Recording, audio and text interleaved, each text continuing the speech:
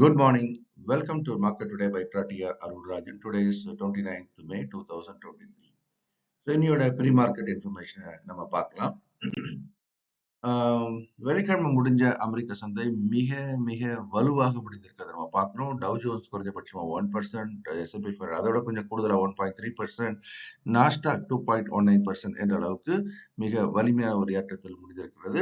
ஏறக்குறைய அமெரிக்காவுடைய அந்த டெட் சீலிங் கிரைசிஸ் முடிவுக்கு வரக்கூடிய சூழல் இருப்பதாக செய்திகள் வருகின்றது.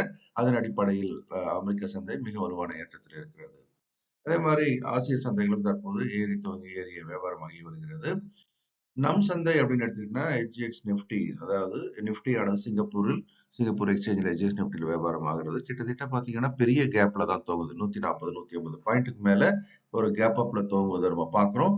ஸோ இந்த தோக்கம் தாக்கு பிடிக்குமா அப்படின்றத ஒரு கேள்வியா இருக்கு. ஏன்னா இது இந்த ஒரு கேப் அப் அப்படின்றது மிகப்பெரிய அளவில் ஒரு ஏற்றம் என்பதனாலும், இது அடுத்த கட்ட ரெசிஸ்டன்ஸ் லெவல் கிட்ட இருக்கிறதுனாலும், அதே மாதிரி புட்கால் ரேஷியோ என்பதும் ஸ்ட்ரெச்சா இருக்கு இல்லையா? It is really moved towards 1.37, 1.4. அதனால இந்த ஒரு நிலைமை அப்படின்றது ஏற்றத்தில் துவங்கினாலும் கூட லாபத்தை வெளியெடுக்கும் நிகழ்வுகள் நடக்கலாம். அதனால ஜாக்கிரதையாக இருக்கணும். நிஃப்டியோட ரேஞ்ச் நம்ம சொல்லியிருந்தோம் 18,200ல இருந்து 18,650. இந்த 18,650 ரேஞ்ச் 450 பிரேக் பண்ணியாச்சு இல்லையா? அதனால 650 ரேஞ்ச் நம்ம வச்சிருக்கோம். Actually it is going towards 18,800 அப்படின்றது ஒரு நமக்கு ஏற்கனவே சொல்லிக்கிட்டே வந்திருக்கோம் இல்லையா? Reverse head and shoulder pattern point of வியூல டார்கெட். பட் இருந்தாலும் இன்னைக்கு அது 18,650 இந்த இடத்த அடைவதற்கான வாய்ப்பு இருக்கிறது. அப்புறம் இந்த இடத்துல அது தாண்டுமா, தடுக்கப்பட்டு கொஞ்சம் கீழே இறங்குமா அப்படின்றத நம்ம பொறுத்திருந்து நாம் பார்க்கணும். இறங்குறதுக்கான வாய்ப்புகள் கொஞ்சம் கூடுதலா தான் இருக்கு. நிஃப்டி பேங்க் அப்படின்றதும் இந்த ரேஞ்ச் 43,000 அப்படின்றது இந்த லோவர் பேண்ட் கீழே வந்துட்டு திரும்ப அங்கிருந்து பவுன்ஸ் ஆகி மேலே ஏறி கொண்டிருக்கிறத நம்ம பார்க்குறோம். மேலே 45,100 அப்படின்றது முக்கியமான ரெசிஸ்டன்ஸ் லெவலாக இருக்கிறதையே நம்ம பார்க்குறோம். மேக்ரோ எக்கனாமிக்கல் ஃபேக்டர்ஸ் அப்படின்னு நம்ம பார்க்கும்போது இங்க 10 இயர் யூஎஸோட 10 year bond yield slightly up to 3.81%. அது மாதிரி டாலர் இண்டெக்ஸும் கொஞ்சம் கொஞ்சமா ஏறிட்டு இருக்கிறத பார்க்குறோம். 104.27 அப்படின்றதும் இது எப்பவுமே இந்த ஏற்றம் என்பது பங்கு சந்தை கொஞ்சம் பாதகமான விஷயமா தான் பார்க்குறோம். ஆனால் பங்கு சந்தை தற்போது வலிமையாக ஏறிக்கொண்டிருப்பதும் ஒரு நிஜம்தான். பிரண்ட் குரூட் ஏறக்குறைய படிப்படியா இன்ச்சப் ஆகி இப்போ $77 பெர் பேரல் இருக்கிறத பார்க்குறோம்.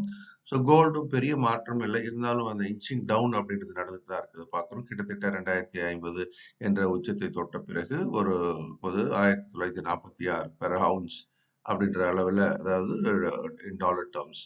யூஎஸ்டி ஐஎன்ஆர் அப்படின்னு பார்த்தீங்கன்னா திடீர்னு கடகடன்னு அது வலிமை கொண்டு ஆரம்பிச்சதை நம்ம பார்த்தோம். ஸோ 82.57 முடிஞ்சிருக்கு. ஆர்பிஐயோட இன்டர்வென்ஷனால இப்போ ஓரளவுக்கு ரூபாயினுடைய ஒரு வலிமை குன்றுதல் தடுக்கப்பட்டிருக்கிறத நம்ம பார்க்குறோம். ஒருவேளை தொடர்ந்து அது நிகழ்ந்தால் அப்படின்னு பார்த்தீங்கன்னா இது ஒரு கட்டுக்குள் இருப்பதற்கான வாய்ப்பு இருக்கு. இப்போ இருக்கிற நிலைமையில இருந்து மேலே 82.90 என்பது மிக முக்கிய தடைநிலையாக தற்போது இருக்கிறத இப்போ நம்ம பார்க்குறோம் டாலரை பொறுத்த வரைக்கும். ஆனாலும் கடந்த சில வாரங்கள் எடுத்துக்கிட்டீங்க அப்படின்னு சொன்னா 81க்கு கீழவே இருந்த யூஎஸ்டி ஐஎன்ஆர் 81.60, 81.70 என்ற லெவல்ல இருந்த 82க்கு கீழே, அதே சமயம் 81.60க்கு என்ற அளவில் இருந்தது.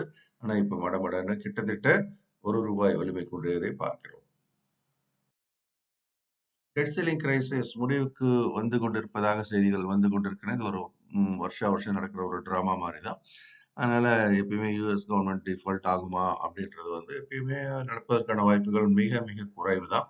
அதே சமயம் இப்ப டிபேட் எந்த பக்கம் நகருது? ஃபெட் ரிசர்வ்னுடைய இன்ட்ரெஸ்ட் ரேட் ஹைக் பத்தி. முன்னாடி எல்லாமே 25 பேசிஸ் பாயிண்ட் என்ற அளவுக்கு வட்டி விகிதத்தை உயர்த்துவார்கள் அப்படின்னு ஒரு டாக். அதுக்கப்புறம் என்னாச்சு? இல்ல ஒரு பாஸ் பண்ணுவாங்க அப்படின்னு ஒரு டாக். இப்ப என்ன? இல்ல மீண்டும் 25 பேசிஸ் பாயிண்ட் அது உயர்த்துவார்கள். அதனால இப்ப வரக்கூடிய பணவீக்க நிகழ்வுகள், அதே மாதிரி பொருளாதார நிகழ்வுகள் எல்லாத்தையும் கணக்கில் எடுத்துக்கிட்டு தான் வேலை பார்ப்பாங்க. இன்ட்ரெஸ்ட் ரேட் கட்டு எப்ப நிகழும் அப்படின்னு ஒரு கேள்வி இப்ப வர ஆரம்பிக்குது. அதனால முக்கியமான மாற்றங்கள் நிகழக்கூடிய மாதமாகவும் இந்த ஜூன் மாதம் இருப்பதற்கான வாய்ப்பு உண்டு.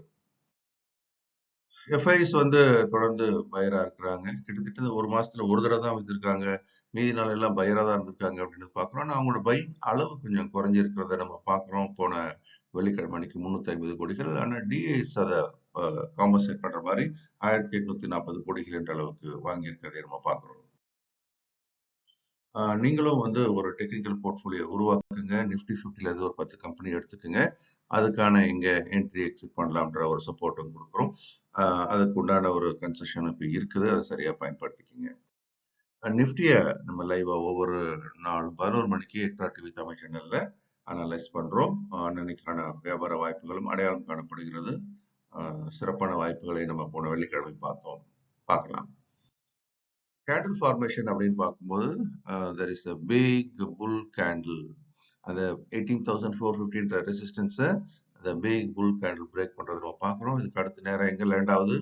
18,650ல லேண்ட் ஆகுது. அஃப்கோர்ஸ் நம்ம டார்கெட்டா 18,800 வச்சிருக்கிறோம். பார்க்கலாம். இப்போ வந்து கேப் அப் வந்து it will be sold into அப்படின்றது நிகழ்றதுக்கான வாய்ப்பு இருக்கு. அந்த லெக் முடிஞ்சிரும் அப்போ. அந்த 2வது அப் லெக் முடிஞ்சிட்டு கொஞ்சம் கரெக்ஷன் வந்து அதுக்கப்புறம் 3வது லெக்ல தான் 18,800 அது தொடுறதுக்கான வாய்ப்பு இருக்கலாம். இந்த வீடியோ உங்களுக்கு பிடிச்சிருக்கும்னு நம்புறோம். லைக் பண்ணி ஷேர் பண்ணுங்க. உங்க கமெண்ட்ஸையும் கீழே போடுங்க. இந்த நாளும் இனிமையான நாளாக இருக்க என்னுடைய மனமார்ந்த வாழ்த்துக்கள். இந்த வீடியோ உங்களுக்கு பிடிச்சிருக்கும்னு நம்புறேன். நீங்களும் லைக் பண்ணி ஷேர் பண்ணுங்க. உங்களுடைய கமெண்ட்ஸையும் போடுங்க. இந்த நாளும் இனிமையான நாளாக இருக்க என்னுடைய மனமார்ந்த வாழ்த்துக்கள். இந்த வீடியோ உங்களுக்கு பிடிச்சிருக்கும்னு நம்புறேன். நீங்களும் லைக் பண்ணி ஷேர் பண்ணுங்க. உங்களுடைய கமெண்ட்ஸையும் போடுங்க. இந்த நாளும் இனிமையான நாளாக இருக்க என்னுடைய மனமார்ந்த வாழ்த்துக்கள்.